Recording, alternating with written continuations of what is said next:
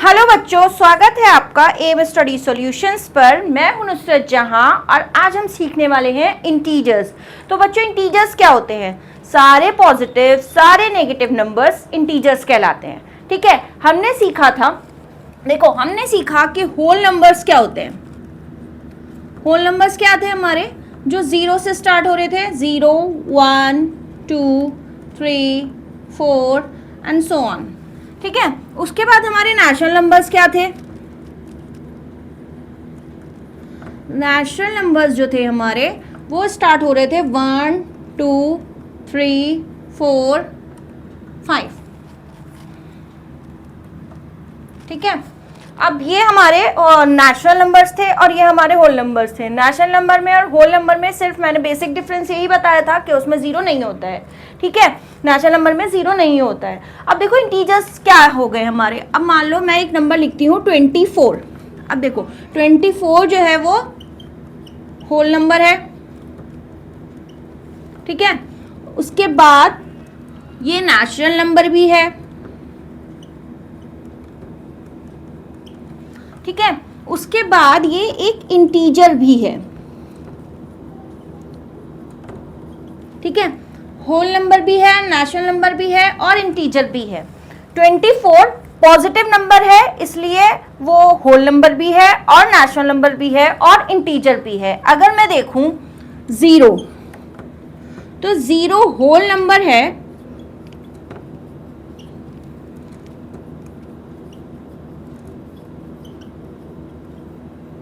Natural number है नहीं, natural number नहीं है।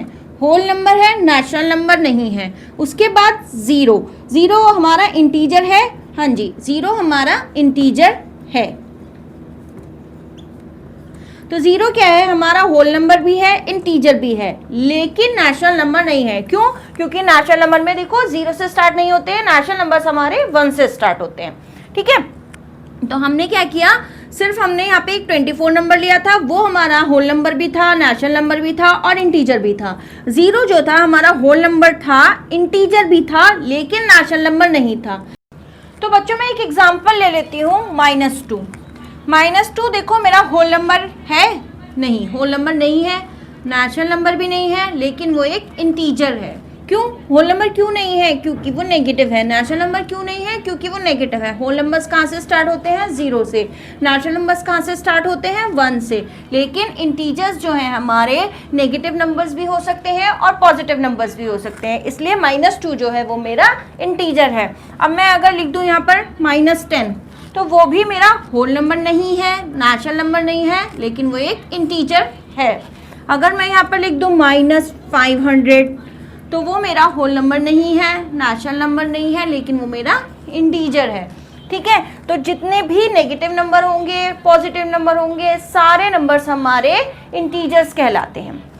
देखो ये हमारा -4 -3 -2 -1, ये भी इन्फिनिटी तक जाएंगे। फिर उसके बाद आया 0, फिर 1 2 3 4 5 और ये भी इन्फिनिटी तक जाएंगे।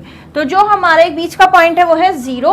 उसके लेफ्ट साइड पे जितने भी नंबर्स होते हैं, अगर मैं नंबर लाइन के थ्रू देखूं तो लेफ्ट साइड पे जितने भी नंबर्स होंगे वो सारे मेरे नेगेटिव होंगे और राइट साइड पे मेरे जितने भी नंबर्स होंगे वो सारे पॉजिटिव होंगे। तो ये हमारे इंटीजर्स क्या हुए, चाहे -1 -2 -3 -4 हो, चाहे 0 हो, 1 2 3 4 5, ये सारे नंबर्स हमारे इंटीजर्स हैं।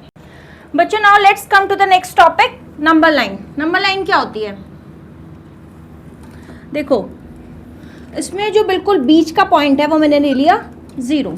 ठीक है, उसके बाद जो मेरे राइट साइड पे नंबर्स आएंगे वो मेरे पॉजिटिव नंबर्स आएंगे। ठीक है, ये सारे मेरे पॉजिटिव नंबर्स हैं, 7 8। ठीक है, और जितने भी मेरे लेफ्ट साइड पे नंबर्स आएंगे वो मेरे सारे नेगेटिव नंबर्स होंगे। ठीक है, ये भी इन्फिनिटी तक जा सकते हैं और ये भी इन्फिनिटी तक जा सकते हैं। मैं इनको अपने अकॉर्डिंगली जितनी मुझे ज़रूरत होगी मैं उसको उतना घटा और बढ़ा सकती हूँ। देखो ये जितने भी नंबर्स हैं, जितने भी मेरे राइट साइड पे नंबर्स हैं वो सारे मेरे पॉजिटिव नंबर्स हैं और जितने भी मेरे लेफ्ट साइड पे नंबर्स हैं वो मेरे सारे नेगेटिव नंबर्स हैं। तो अगर मैं नंबर लाइन पर इंटीजर्स को शो करना चाहूँ तो मैं लेफ्ट साइड पर सारे नेगेटिव इंटीजर्स लिखूंगी और राइट साइड पर मैं सारे पॉजिटिव इंटीजर्स लिखूंगी। तो बच्चों अगर मुझे नंबर लाइन पे एडिशन करना है, मतलब मुझे नंबर्स को ऐड करना है, तो मैं कैसे करूंगी? अगर देखो क्वेश्चन में लिखा है मोर, मैं यहाँ लिख देती हूँ, अगर क्वेश्चन में लिखा है मोर तो इसका मतलब क्या है? इसका मतलब ये है कि हमें प्लस करना है। हमें क्वेश्चन में मोर देखते ही समझ जाना है कि हमें प्लस करना है। आपका जो क्वेश्चन आता है ना वो इसी टाइप से आता है कि 2 मोर देन 4 या फिर 5 मोर देन 9, इस तरीके से। तो अगर मुझे मोर लिखा हुआ दिखेगा तो मैं सबसे पहले तो मैं माइंड में क्या सोच लूंगी अपने कि मुझे प्लस करना है, ये बात मुझे पता चल गई। और अगर मुझे प्लस करना है तो मुझे हमेशा राइट साइड पर ही जाना है। अगर मुझे यहाँ पर मोर लिखा हुआ दिखेगा तो पहले मैं सोचूंगी कि मुझे प्लस करना है, फिर उसके बाद मुझे हमेशा राइट साइड पर ही जाना है। ठीक है, अगर यहाँ पर लिखा है 2 मोर देन 4, ठीक है, यहां पर एक क्वेश्चन लिखा है 2 से मैंने 2 मोर देन करना है, यानी कि 2 मुझे उसमें ऐड करना है। तो 1 2, ठीक है, तो मेरा आंसर क्या आ गया? 6। बहुत सिंपल है। मैं सबसे पहले जाऊंगी 4 पर, फिर उसमें 2 जो है वो ऐड कर दूंगी। पहले 4 से गई मैं 5 पर, फिर 5 से गई मैं 6 पर। तो अगर मेरा क्वेश्चन में मोर लिखा है तो मैं उसमें प्लस करूंगी और मैं राइट साइड पर ही जाऊंगी हमेशा। ठीक है, अगर मुझे यहाँ पर लिखा है 3 मोर देन 2, तो अब मैं किस पर जाऊंगी? 3 मोर देन 2 है ना, तो मैं जाऊंगी 2 पर। ठीक है, तो मैंने क्या करा? 1 2 और ये मेरा आ गया 5। ठीक है, तो मैं कहाँ पर पहुंच गई? 5 पर। अगर बच्चों मेरा यहाँ पर लिखा है 4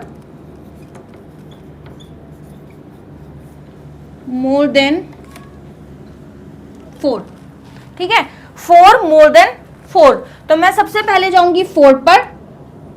1 2 3 4, तो मैं कहां पर पहुंच गई? मैं पहुंच गई 8 पर। तो मेरा आंसर क्या होगा इसका? 8। ठीक है, इसी तरीके से अगर मेरा लिखा है कि 5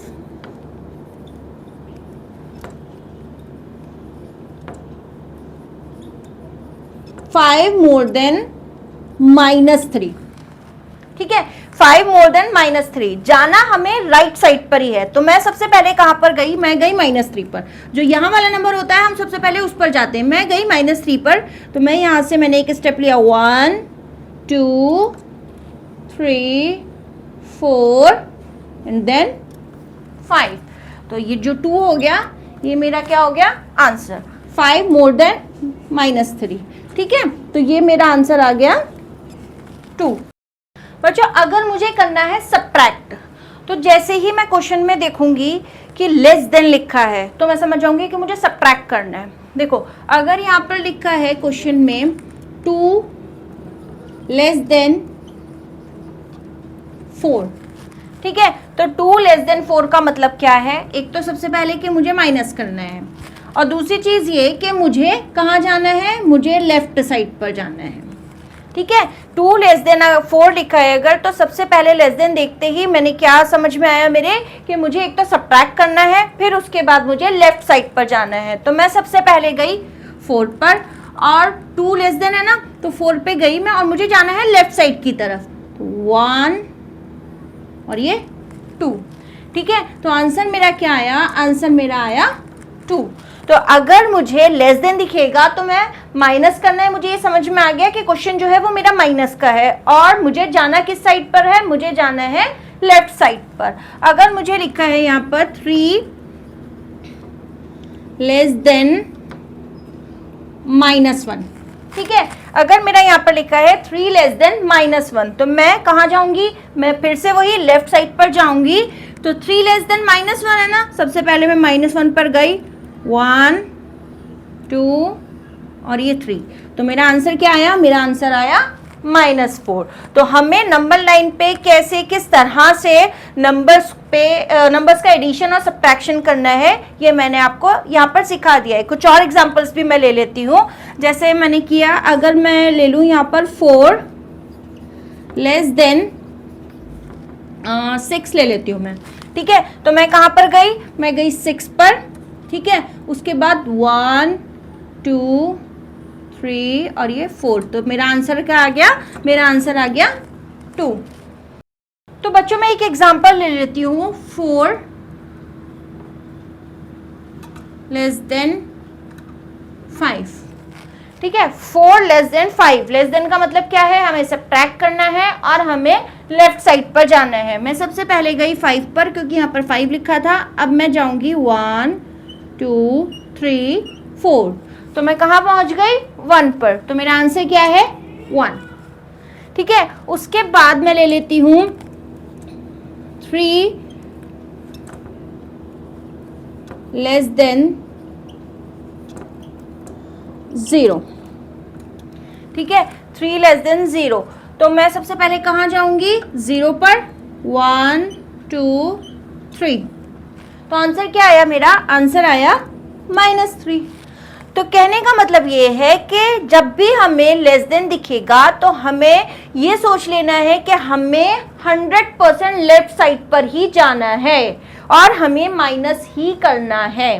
बच्चों ये तो हो गई नंबर लाइन की बात कि किस तरीके से हम इंटीजर्स के क्वेश्चंस को नंबर लाइन पे सॉल्व कर सकते हैं। लेकिन अगर मुझे विदाउट नंबर लाइन सॉल्व करना हो तो वो मैं कैसे करूंगी, तो उसके लिए मेरे कुछ ऑपरेशंस है जो मैं करती हूँ। देखो, अगर मुझे क्वेश्चन गिवन है 6 प्लस -2, अब मेरे पास यहाँ पर भी प्लस है और यहाँ पर माइनस है, ये तो दो साइन आ गए ना, तो मैं इसको कैसे सॉल्व करूँ। उसके लिए देखो मैं आपको दिखाती हूँ।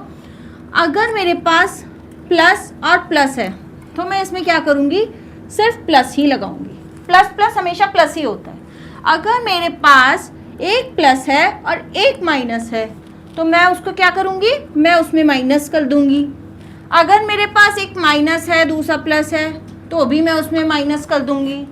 अगर मेरे पास माइनस और माइनस है तो मैं उसमें करूँगी प्लस, ठीक है।